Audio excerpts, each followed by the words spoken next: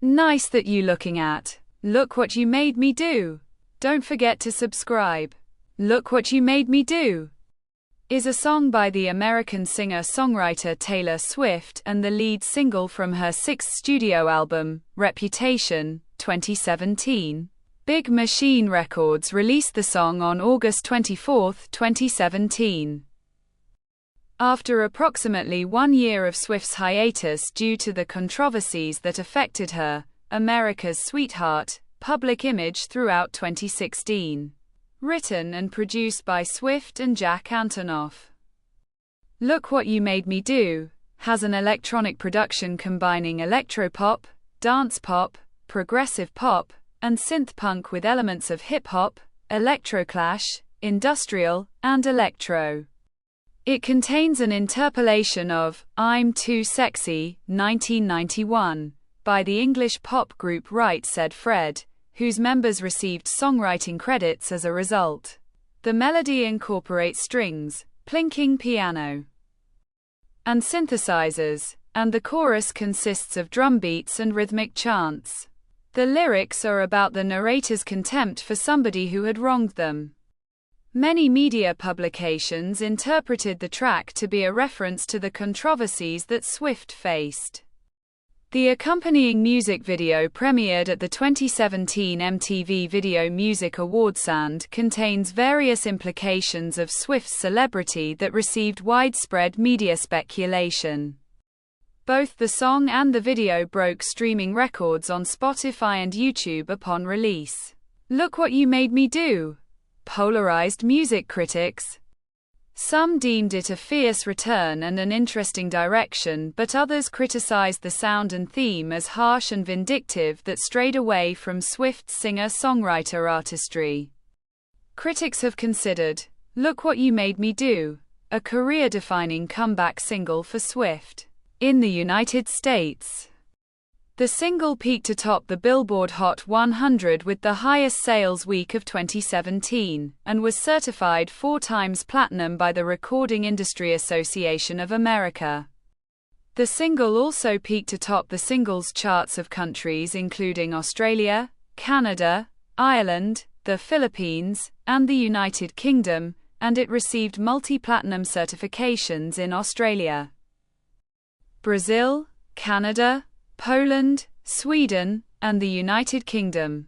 Swift performed the song on the Reputation Stadium Tour, 2018, and the Eras Tour, 2023-2024. Taylor Swift released her 5th studio album, 1989, on October 27, 2014.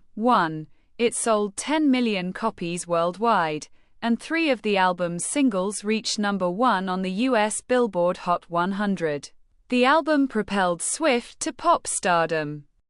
Billboard wrote that it brought forth a kind of cultural omnipresence that's rare for a 2010s album.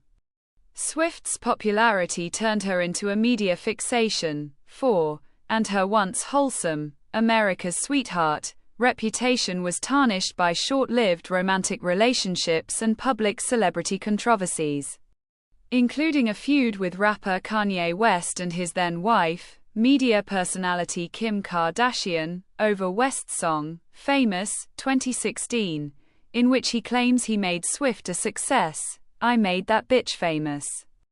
Although Swift said she never consented to the said lyric, Kardashian released a phone recording between Swift and West, in which the former seemingly consented to another portion of the song. After the West-Kardashian controversy, Swift became a subject of an online #IsOverParty hashtag, where online audiences used the snake emoji to describe her. Detractors regarded Swift as fake and calculating, a conclusion that surmounted after years of what they saw as a deliberate maneuver to carefully cultivate her public image. Swift became increasingly reticent on social media despite a large following and avoided the press amidst the commotion and ultimately withdrew from public appearances.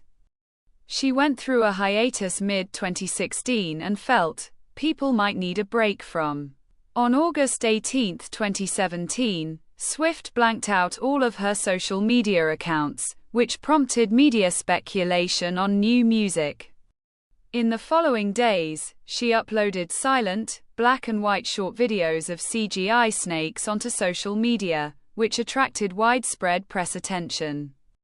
Imagery of snakes was inspired by the West Kardashian controversy and featured prominently in Swift's social media posts. On August 23, she announced on Instagram a new album, titled Reputation. The following day, she unveiled the lead single from the album, Look What You Made Me Do, which was released for streaming and download on digital platforms by Big Machine Records. A lyric video was released simultaneously. It was produced by Swift and Joseph Kahn and directed by ODD. The lyric video features prominent snake imagery, depicting the chorus with an Ouroboros. And its graphics were influenced by the aesthetics of Saul Bass for the 1958 film Vertigo. It was viewed over 19 million times within the first 24 hours on YouTube, setting a record for the most viewed lyric video in that time frame. Look What You Made Me Do impacted U.S. contemporary hit radio on August 29, 2017, 28, in Germany. The track was released as a CD single by Universal Music on October 27, 2017. Media publications regarded Look What You Made Me Do as Swift's comeback after her year of hiatus from the public spotlight. Swift wrote and produced Look What You Made Me Do with Jack Antonoff, who also programmed the track and played its instruments, recorded at Rough Customer Studio in Brooklyn. Other musicians on the track included Evan Smith, saxophone, Victoria Parker, violin, and Philip A. Peterson, cello. Laura Sisk engineered the song, and Serban Gania mixed it at Mixstar Studios in Virginia Beach, Virginia. The track was mastered by Randy Merrill at Sterling Sound in New York. Look What You Made Me Do is 3 minutes and 31 seconds long. It is written in the key of A minor and has a tempo of 128 beats per minute. The track begins with string swell and plinking piano keys and progresses into an electronic production. The New York Times wrote that the opening strings and piano were melodramatic and evoked a dark fantasy film atmosphere, whereas the Daily Telegraph's Sarah Carson described the strings as Hollywood-inspired. The verses and chorus are built on a minor key motif, electronic tones, and hip-hop inspired beats and vocal cadences. The pre-chorus incorporates piano and synth-simulated brass, and the bridge incorporates strings that swell over a reverberating crescendo. The chorus consists of drum beats and rhythmic chants of the title, which is repeated 8 times with different tones of delivery. The melody contains an interpolation of I'm Too Sexy, 1991, by the English pop group Right Said Fred, leading to its members Richard Fairbrass, Fred Fairbrass, and Rob Manzoli receiving writing credits. The Fairbrass brothers were contacted 1 week before the release of Look What You Made Me Do, and were asked whether a big contemporary female artist who hasn't released anything for a while would be able to use a portion of their song for her latest single. They found out that the artist in question was Swift after the song was released. John Pareles commented that the piano and strings in the pre-chorus and bridge gave them a melodramatic, emotional feel, whereas Swift's repeating the title in the chorus sounded vindictive, mocking, dismissive, even a little playful. Music critics mostly described the track as electropop. NPR's Lars Gotrich said that the beats and vocals evoked electroclash. Rolling Stone's Brittany Spanos said it was a dance pop song, and Fact's Chal Ravens deemed it progressive pop. Annie Zaleski characterized the genre as synth punk. The production incorporates elements of mid-1980s and 1990s industrial and electro. Some critics commented that the track showcased a darker soundscape compared to Swift's previous releases. Spanos attributed this effect partly to the dark techno of Britney Spears' 2007 album Blackout.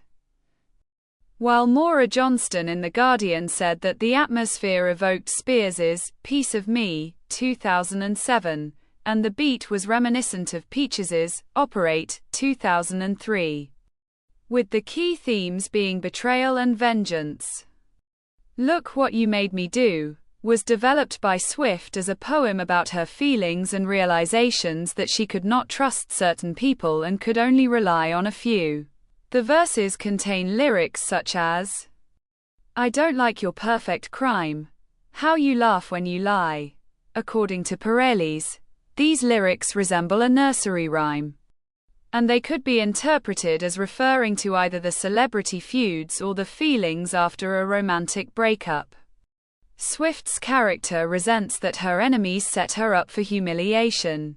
"You said the gun was mine. Isn't cool. No, I don't like you." Affirms that she remembers all the wrongdoings. "I got a list of names and yours is in red. Underlined. I check it once, then I check it twice." And reassures that her enemies will get what they deserve. "Maybe I got mine, but you'll all get yours." In the pre-chorus, Swift's character asserts that she became wiser and hardened. "I rose up from the dead. I do it all the time." The chorus is made up of the title, "Look What You Made Me Do," repeated 8 times. Swift said that this part came when the beat hit, and the production team decided to edit out the rest of the words. In the bridge, Swift's character threatens to give her enemies nightmares. "I don't trust nobody and nobody trusts me. I'll be the actress starring in your bad dreams," and tells that the old version of her was dead, delivered through a sound effect that resembles a telephone call. "The old Taylor can't come to the phone right now. Why? 'Cause she's dead." Swift said that these lyrics were the most important part of the song. According to Swift, the song used some tropes from the TV series Game of Thrones. The list of names was inspired by Arya Stark's kill list, and the vibes were inspired by the characters Cersei Lannister and Daenerys Targaryen. Although "Look What You Made Me Do" does not mention any particular person. Many publications interpreted some of its parts as references to the West Kardashian controversy. "I don't like your tilted stage. The old Taylor can't come to the phone right now." Swift confirmed in a 2019 Rolling Stone cover story that the "phone call" lyric referred to a stupid phone call she shouldn't have picked up. There were also comments that some parts reference Swift's fallout with Katy Perry or her ex-boyfriends Calvin Harris and Tom Hiddleston. According to Carson, the songwriting contains some of the storybook lyricism and fairy tale tropes that Swift had employed before, such as the imagery of kingdoms and dreams and the idea of revenge, which recalled songs like "Should Have Said No," 2006, "Better Than Revenge," 2010, and "Bad Blood," 2014. Billboard's Tatiana Cirizano said that the Dreams imagery evoked the songs from 1989, such as "Blank Space" or "Wildest Dreams." This is the end of the video. Don't forget to subscribe. See you next time. Bye.